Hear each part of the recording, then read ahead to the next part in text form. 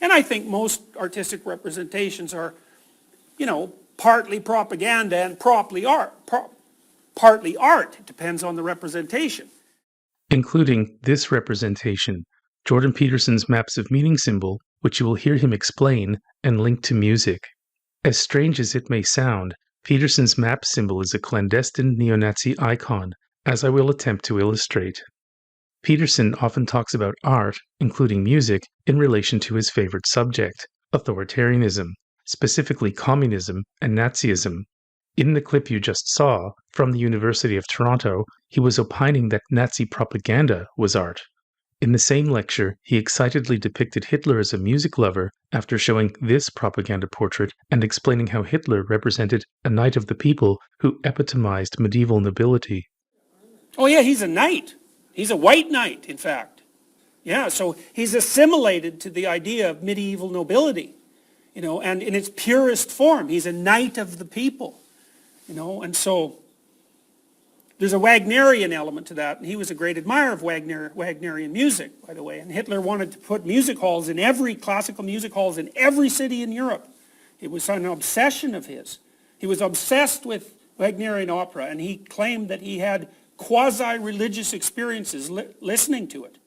Please keep in mind JP saying that AH wanted to establish music halls everywhere. He will say something similar about his maps of meaning symbol, which he claims was inspired by music and some sort of quasi-religious experience. The next clip is taken from the only lecture Peterson has ever given that included a reference to Nazism in its title, which is odd when you consider that he has stated repeatedly that most of his work is predicated on trying to understand the motivations that contributed to atrocities like those committed by the Nazis. And the screenshot he used for this lecture was, surprise, surprise, his maps of meaning symbol. Watch how he praises Hitler and waxes lyrical about Nazi art. In the 1930s, the Germans were starting to get back on their feet, and when Hitler came to power, he started not only to rearm, but to reindustrialize the economy, and he was actually pretty damn good at that. So now, Hitler was a good orator, but it isn't exactly clear that he was a coherent philosophical theorizer, although to think of him as stupid is completely missing the point. He was by no means stupid. I wouldn't say that he was particularly educated, but he had a very powerfully developed aesthetic sense, and he spent a lot of his time designing the cities that would be built after World War II was over, and those cities were generally conceptualized by him as places where the arts, or at least the Nazi version of the arts, could flourish. So there's no real evidence that what was wrong with the Nazis was that they weren't civilized. There's more evidence, actually, I think, that they were too civilized, and I'll talk to you about that later. Next, you will see Dr. Jordan Peterson giving Dr. Mehmet Oz a tour of his eagle's nest, as it were, and boasting about his own powerfully developed aesthetic sense. Incidentally, the two doctors have much in common. Both have floated COVID conspiracy theories and supported Donald Trump. Dr. Peterson has considered running for office as a conservative, and Dr. Oz has run for senator as a Republican. And whereas Peterson has touted his daughter's carnivore diet as a cure for autoimmune disease, Oz has promoted green coffee extract as magic and a miracle. This I love. Always beef. Yeah, well, beef snacks, poor animals. But it's made you healthy. Well, yeah, healthy as I am. This bookshelf, I think, is probably what most folks want to see. What do you I see Noam Chomsky here. I mean, the usual erudite. The metaphysical club. I had a metapsychological club for a while at the university. So some people I met that I thought were, that wanted to talk to me, and the feeling was mutual. We had a club that went for years. Graduate students loved that. Here, this is a catalog of all my art. Of your art? Well, art I bought. You're kidding me. No. Hundreds of pieces. I collected it after the Soviet Union collapsed, mostly online. That Peterson surrounded himself with hundreds of pieces of Soviet propaganda is well known. He claimed he did so to understand the atrocities of the past, but really he wanted to be inspired. Propaganda can help facilitate great evil, what Peterson is all about. Also, propaganda is predicated on fooling people. That Peterson's followers would be fooled by propaganda they knew to be propaganda would delight him to no end. Ask yourself, who would want to live in a cocoon of Stalinist propaganda meant to conceal the horrors of one of the most vicious regimes in history? But Peterson not only plastered his house with this stuff, he convinced his parents in Fairview, Alberta, to decorate their house with it. As for the process of obtaining it, Peterson has said that between 2001 and 2005, he went on eBay to scrutinize about 1,000 Soviet paintings a day, or about 1,460,000 pieces in total. Put another way, he became obsessed, like Hitler became obsessed with music.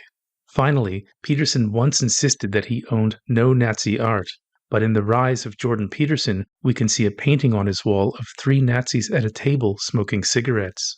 Of course, he was just trying to remember the type of atrocities he says he's warning against. Listen as he denies owning Nazi art while admitting that his Soviet art could be considered circumspect. In my house, I have a very large collection of socialist realist paintings from the former Soviet Union. Propaganda pieces, but also kind of harsh impressionist pieces of working class people and so forth. And I collected them for a variety of reasons. Now, you could debate about the propriety of that given the murderousness of those regimes. And fair enough, I have my reasons. But I don't have paintings from the Nazi era in my house. And I wouldn't. And that's been a puzzlement to me because I regard the totalitarian communist regimes as just as murderous as the Nazi regimes. But there's an evil associated with the Nazi regime that seems more palpable in some sense. So I've been thinking about that for a long time. Indeed, he once said in a talk published by TV Ontario that he's been studying evil pretty much his whole life. And of course, he has his reasons for owning the Soviet propaganda, but he just wouldn't say what those reasons were. But back to the 2 doctors looking at Soviet art.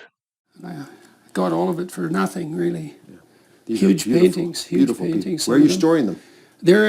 Well, when we renovated the house, all the art went. This is an interesting one, painted on an asbestos sack because they couldn't afford canvas. Oh, yeah, gosh. It's quite the representation. Not a lot of art in asbestos, but there's a piece of art in here that's iconic. Here on the floor, I had a carpet made out of it at one point. So I made this in 1985. Oh, it's a little worse for wear. You made this? Yeah, I made this. Note how he went from talking about the art of a murderous regime to his own art. Yeah, I made a bunch of these foam core sculptures. So I think it's a new art form in some sense. Narrate it for us a little bit. Sure. Well, I was reading a lot of Jung at the time, and I was meditating on music, and because music has this intrinsic meaning, and I was trying to figure out what is the meaning of music, and that's what this is called, by the way. It's the meaning of music, and I wanted to produce it's a 3-dimensional representation of a 2-dimensional representation of a 4-dimensional phenomenon. That's actually what it is, because music is in 4 dimensions, right? It's got 3 spatial dimensions and a temporal dimension, 4 dimensions. And so this is something that explodes outward like an explosion, and it's a spiral at the same time, and it's a mandala, and it's a circle inscribed inside a square. The center of the meaning of music shows a fragmented swastika that's spiraling or rotating to the left. Evidence to follow. Peterson says his creation is a mandala, a construct that appears in mysticism, fitting given that the Nazi flag was inspired by the occult. As for Jung, Peterson often speaks of him in connection with National Socialism. And so I thought about this for about 3 months, and then I drew it in about 10 minutes, and then I spent 4 months making this thing. It's about 25 layers thick, 1/4-inch foam core, and figured out how to make each plane a different level, and then I couldn't put it up on my wall because I didn't have a big enough wall. It breaks into quarters, so I had the quarters up. And it's broken into quarters, like Germany was broken into quarters by the Allies at war's end. The meaning of music represents the ruined Third Reich, which can be resurrected by a certain Hitler-praising culture war foot soldier from rural Alberta who has been diagnosed with schizophrenia. Schizophrenics are often obsessed with evil, believing that they are evil or that evil forces are out to destroy them. Carl Jung contributed to a US intelligence report that found that Hitler was likely borderline schizophrenic. Hitler believed the Jews were out to destroy Germany and that they could infiltrate and read his mind. It is possible that the Holocaust occurred in part because of one person's persecutory delusions. One day after I'd finished it, I was listening to this piece by Mozart, 40th Jupiter, I think it's the 40th. In Mozart and the Nazis, How the Third Reich Abused a Cultural Icon, Eric Levi explains how Joseph Goebbels and his coterie of propagandists forced Mozart's ghost to serve as a Völkisch unifier and bulwark against Bolshevism. The lion's share of Mozart promotion happened throughout 1941, the 150th anniversary of the composer's death. Books and broadcasts were churned out, and festivals were held, including Mozart Week of the German Reich. In Hitler's Table Talk, a book Peterson has described as amazing, Hitler gushes about Mozart. And I was thinking, what does this mean? What does this mean? I had this overwhelming experience of meaning that just about knocked me over. I was shaking afterwards. And Peterson had an overwhelming experience of meaning when listening to a German composer, and Hitler had quasi-religious experiences when listening to a German composer. Sort of a revelation of the idea that music was layered patterns and harmonious interplay moving out from the void to us, and that was a representation of the structure of experience itself, and that music was actually the most representational art form rather than the least, and all that was a consequence of, concentrating on this and then building it and meditating on it. Peterson's revelation was probably the upshot of psychosis. Again, he was diagnosed with schizophrenia in 2020 and has been discussing the disorder for decades in ways that are unusual and clearly autobiographical. And that realization was key for me because, I realized that in music we had an incorruptible meaning that couldn't be destroyed by rational criticism, and that was pointing to something meaningful that couldn't be destroyed by rational criticism, and which is exactly what we need in the modern age. And what we need now is meaning that cannot be destroyed by rationality. How interesting, because Peterson has said that Nazism couldn't be destroyed by rationality, since it was irrational and appealed to emotion. So there's the Nazis' use of light at night. They were unbelievably good at their this is one of the things that made fascism so difficult to fight, because with communism, because it was a fully articulated philosophy, you could attack it rationally. But fascism never really did that. What they did instead was use ritual, right?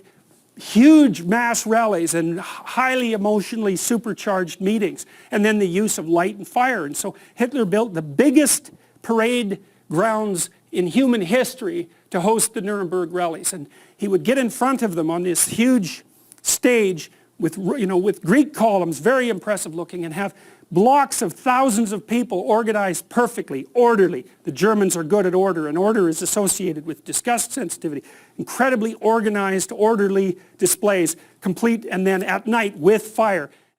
So, music, which fired up Peterson's creative side, was pointing to something that couldn't be destroyed by rational criticism. And fascism, or Nazism, was difficult to fight because, unlike communism, you couldn't attack it rationally. The something that the music was pointing to was Nazism. When JP talks about meaning, this is code for Nazism, because Nazism provides him with meaning. Then I had this idea that I would try to make this image appear everywhere and see if I could do that. So I made some stamps out of it. The Canada Post let you make your own stamps for a while, so I made some stamps. And it appeared on the cover of the Routledge book catalog for a while. And it's on my maps of meaning, and it's the logo I use online, and it's the meaning of music. Peterson wanted to make the meaning of music, which he associates with classical music, appear everywhere, and Hitler wanted to put classical music halls in every city in Europe. Of course, the swastika also appeared everywhere, all art doubling as propaganda. I had this carpet made.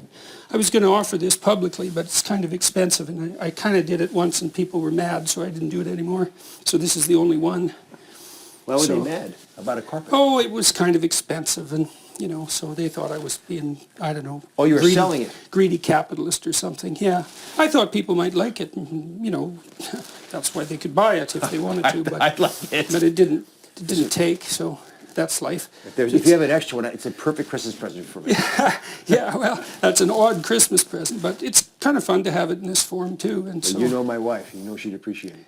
If you're wondering why Peterson would chuckle and admit that his carpet would make an odd Christmas present, it's probably because Christmas is about the birth of Christ, and Peterson's belief system hinges on the return of the Antichrist. Archetypally speaking, as he would say, now watch as he once again associates his artwork with 20th century authoritarianism. I found out much later, I got interested in Russian constructivism, and I found out much later that this is, in some sense, allied with constructivism. It's sort of architectural. The constructivists played a lot with layered geometric forms. I ended up with a painting, small one, watercolor by a guy named Nikolai Swatin that I bought online from Eastern Europe that actually looked something like this, so that was quite interesting. And there's an explosion of creative Russian art in the 1920s before Stalin clamped down and made everything into realism, some of which was quite spectacular, although very ideologically motivated. And I had my entire house covered with Soviet art, like 200 pieces on the ceiling, every single square inch, hundreds of paintings. Poor wife. My poor kids had to grow up in that. The artwork behind him features the all-seeing eye of Horus, the symbol used by the Satanist Aleister Crowley, who hoped to create a society akin to that of the Third Reich. Crowley wanted to eradicate Christianity and its stifling Jewish morality and replace it with an eon of pure evil where Satan would reign unchained. Crowley believed that his writings had inspired Mein Kampf and a book called Hitler Speaks, which is what he told prospective recruits to his cult, who, once enlisted, he would verbally, physically, and sexually abuse. Crowley became obsessed with Hitler and tried to contact him twice in the hope that his satanic religion would become Nazi Germany's official faith. Given Nazism's very real roots in occultism and its links to Satanism, Crowley's wish was not as ambitious as you might think. In Crowley's religion, Horus, the godhead, represents the devil. Peterson has written about a vision he supposedly had wherein he was Horus flying over pyramids, and he has shown artwork of a winged Satan flying. In this image, on the left, we see Crowley dressed as Horus's son. On his hood you can just make out a pyramid within which there is the Eye of Horus. And on the right we can see Peterson, who, remember, has identified as Horus, dressed like Crowley. I estimate that Peterson has plagiarized Crowley at least 600 times. I liked it because I could see the struggle between ideology and art in the canvases themselves, and that would transform across the years as we got farther from the Soviet Union. The art was dominating the ideology. The ideology just receded into the past, and that was so interesting to see. It wasn't truth anymore. Right. Well, the truth of the art, because, some of the paintings I bought, a great artist had worked on, or semi-great at least, had worked on for months. So it was really something, some of them. And the art defeated the ideology, even in the more political paintings. That took longer, but it still happened. So that was really interesting to observe. After the Soviets liquidated tens of millions of their own citizens, all that remained was the beautiful art. Well, thank you again. You've opened up in many ways, and you help a lot of people. Yeah, well, you helped me a lot too, so, hooray for that. Peterson has been showcasing his Maps of Meaning design, which is affixed to the same wall as, and just down the hall from, where his Smoking Nazis painting once hung, for decades. Watch as he does so again in this TV Ontario clip after saying that life is a complex place of patterns, and be aware that he has associated patterns with Nazi propaganda posters, as he did in the video where he said that Nazism couldn't be destroyed by rationality. In that video, he showed multiple Nazi propaganda images in a lecture he called Maps of Meaning 9, Patterns of Symbolic Representation. Think back to this video's opening clip, where Peterson said that all artistic representation is partly propaganda, while commenting on Nazi propaganda. It's a complex place of patterns, and those patterns shift and change in different situations and with different temporal frames of reference, and that's what music is telling you. And that's why it's so deeply meaningful, because music says to you, here, this is actually the structure of the world, beyond your simple perceptions. This is the structure of the world. Well, that's kind of what I figured out when I was making this thing. I wanted it to kind of rotate a bit. I don't know if it's successful. It's actually a cube that's set on edge. So that's the edge of the cube there. And so you can see into the cube. It's a spiral at the same time. And then it's a tunnel. Just imagine a tunnel that's going back to a point, and it's fragmented into these four things here. And so it's like things are bursting out of the middle of this tunnel, and that's what music is like, right? There's this just constant onslaught of new complex pattern forms. I thought, what does that mean? It means something. Listen to music. Think, this means something. This means something. I can feel it, like I can experience it. And I say, well, if you experience it, it's real. To be schizophrenic means to believe your delusions are real. As touched upon, The point in time to which the center of the icon goes back is probably 1945, and the four things it's fragmented into are likely the four occupied zones established by the Potsdam Conference. In 12 Rules for Life, Peterson relays what he calls an old Soviet joke about four men in hell who are being tortured by demons: a Briton, a Russian, a Frenchman, and an American, representatives of the countries that oversaw the four German zones. Peterson has said that when Germany was finally reunited, he was brimful with joy, a rare statement from someone who acts like an irritated prophet of doom. Oh, and did I mention that his gladness involved listening to classical music?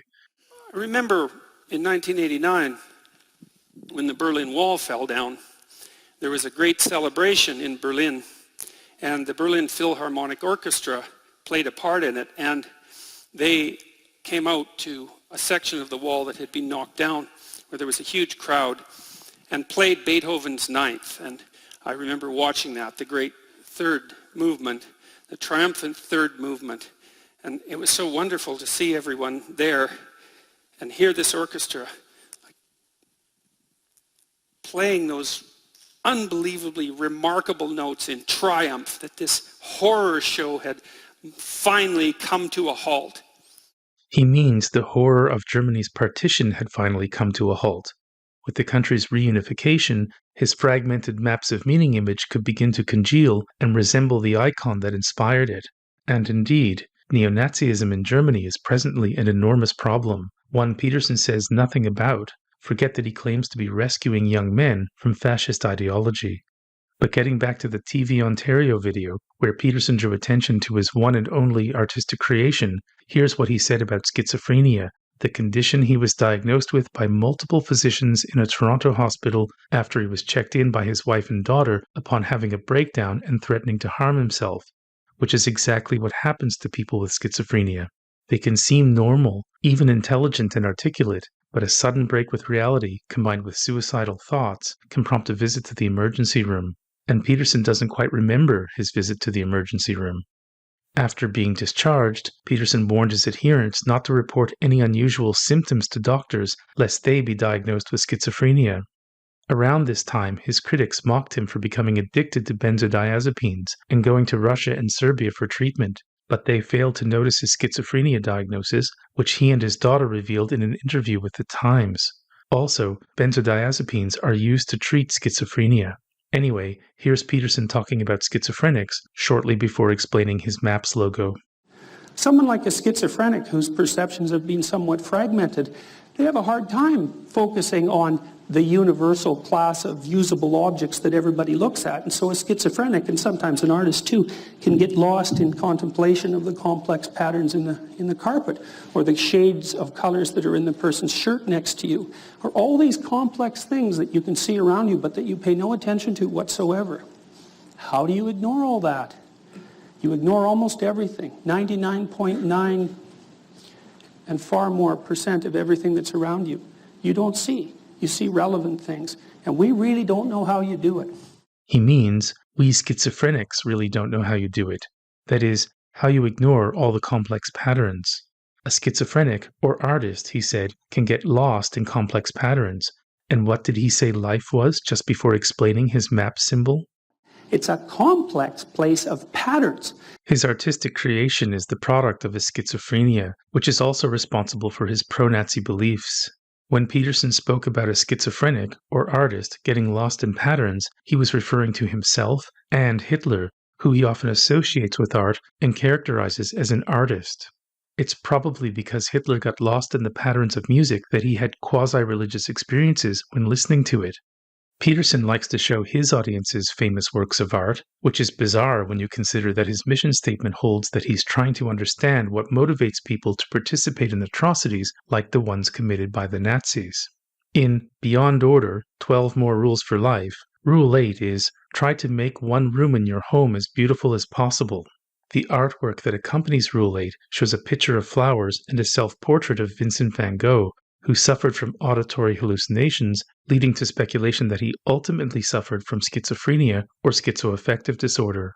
Furthermore, Peterson is fond of displaying The Scream by Edward Munch, who is diagnosed with anxiety and depression, what Peterson says he suffers from. people with schizophrenia often have other mental disorders, such as anxiety disorder and depressive disorder. Edward Monk's sister was diagnosed with schizophrenia, which caused people to think that her brother had it too. In 1937, Monk's works were confiscated by the Nazis. As I illustrate in The Devil and His Due, much of the artwork Peterson uses in his books and lectures has tie-ins to Nazism. In the next clip, you will hear Peterson talk about the Nazi flag. The language he uses to describe the flag is suspiciously akin to the language he uses to describe his maps of meaning symbol. You know, and the flag itself, those are the three primary colors. Like if you look around cultures worldwide and you look at names for colors, every culture has a name for black, white, and red. And then after that, the colors fragment so that some are more frequently named than others, you know, because you can start, well, like is orange red? Well, you know, yes and no. It depends on how differentiated your language is. But black, white, and red. Black, white, and red, and possibly orange, colors which Peterson says fragment. And the map symbol is dominated by black, white, red, and orange, and Peterson said it was fragmented into these four things. Again, here he is talking about fragmenting colors regarding the Nazi flag. Every culture has a name for black, white, and red. And then after that, the colors fragment so that some are more frequently named than others. And here he is saying his maps of meaning logo is fragmented. Just imagine a tunnel that's going back to a point, and it's fragmented into these four things here. Of course, what's really fragmented is Peterson's mind, because people who suffer from schizophrenia have perceptions that are somewhat fragmented. Someone like a schizophrenic whose perceptions have been somewhat fragmented. Carrying on, did you know that the colors of the Nazi flag represent fruit, day, and night? That's fruit, day, and night. That's one way of looking at it. Or it's blood, day, and night. So, or it's rage, day and night, or war, day and night. And so it's a powerful symbol. It's also a sun symbol. It's a Sanskrit symbol, but it's rotating backwards instead of forwards. So, well, that's kind of what I figured out when I was making this thing. You know, I wanted it to kind of rotate a bit. I don't know if it's successful. I don't know if I've managed to capture the rotation of the swastika, which I'm plagiarizing. Therefore, I'm unsure as to whether you'll comprehend that my symbol is meant to act as a neo-Nazi symbol. But if your perceptions are somewhat fragmented, like mine, perhaps you'll understand. If you understand and are mortified, well, there's always plausible deniability, isn't there? And I mean, it's like, really, me, a Nazi? Why, I'd have to be insane. You know, and the Nazis were very aware in many ways of the meanings of the images that they were using. The Nazis were very aware of the meaning of the images they were using, he says, while commenting on the Nazi flag, and Peterson's map symbol is called the meaning of music. Again, meaning signifies Nazism, so maps of meaning signifies something like a roadmap back to Nazism. Maps of meaning was initially called War, Cause and Cure. And then you have another image on the right there, which is, you know, a graphical representation of Hitler, and his head is tangled up with a snake. So he's omitting that the snakes were meant to represent the Jews. But this lecture isn't about Hitler's victims, a subject Peterson perennially glosses over, but rather how powerful Hitler's symbols were. And it's a clandestine lesson on how to create similar imagery. Mind you, one delivered in such a strange and vague way that hardly anyone would understand. You can see the reason those images have power is because they're taking the power that's implicit in the archetype and harnessing it for a message. That's in a sense actually what propaganda is. Like if you know the nature of the message that you're using the archetype to promote, then it's propaganda. Note that down, alt-right types. This message is for you. Propaganda is about harnessing the archetype, and Peterson said he got his idea for his map symbol when he was reading a lot of Jung, who's best known for his theory of archetypes and the collective unconscious. You shouldn't be surprised to learn that Peterson harnessed the Nazi archetype when constructing his maps logo. As I illustrate in The Devil and His Due, he's harnessed or plagiarized Hitler's speech thousands of times. guided by the single-mindedness that caused him to view 1,000 images of Soviet propaganda a day for over 1,400 days. People find the proposition that Jordan Peterson could be a Nazi outlandish, but when you understand that he's schizophrenic, then you should accept that for him to believe that he's the chosen one here on Earth to reassemble the fragments of the Third Reich is entirely within the realm of reason. Schizophrenic delusions tend to be impeccably logical, at least to the person whose mind generates them. My name is Troy Parfit, I'm the author of The Devil and His Due, and if you enjoyed this video, please share, click like, and subscribe. And I think most artistic representations are, partly propaganda and partly art.